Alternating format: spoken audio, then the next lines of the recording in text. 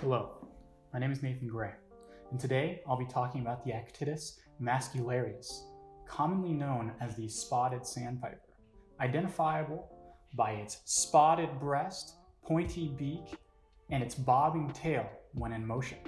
The spotted sandpiper is a migratory carnivorous forager who can be often seen bobbing around shorelines, streams, and other various shallow bodies of water. Typically, you'll see this bird sticking its beak inside of mud, sand, and occasionally brush on its hunt for a tasty meal. The spotted sandpiper is seen in abundance in the northern and southern American continent. It has a diet that consists of insects, crustaceans, earthworms, fish, and even animal carcasses. Just like other forager birds, this guy here will eat anything it can get its bill on.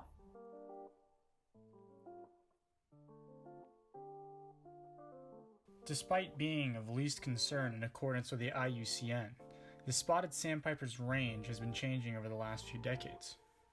This is a result of the increase in global temperatures and the ever-growing human presence on the ecosystem. Consider the spotted sandpiper's presence in the LA River. Once a natural soft-bottom river, the LA River used to be flourishing with wildlife. With the creation of cement canals, habitats were destroyed and skyscrapers were built, further pushing the pre-existing life outside of its habitat. Check out these graphs indicating the relationship of species observations in soft-bottom sections of the river versus the cement canals. Observed wildlife hardly exists in these drastically urbanized zones.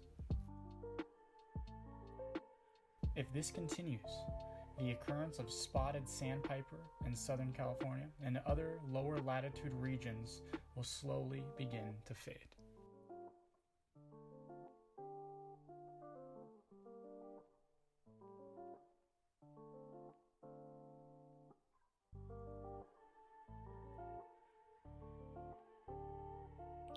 However, we can still reduce the destruction we are causing to the spotted sandpiper's habitat.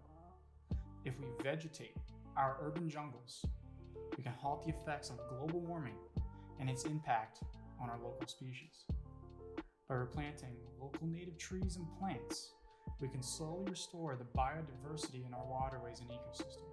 If we create microhabitats, we can encourage the habitation of the spotted sandpiper's common prey and further restore much of the local habitat this species was once originally dependent on.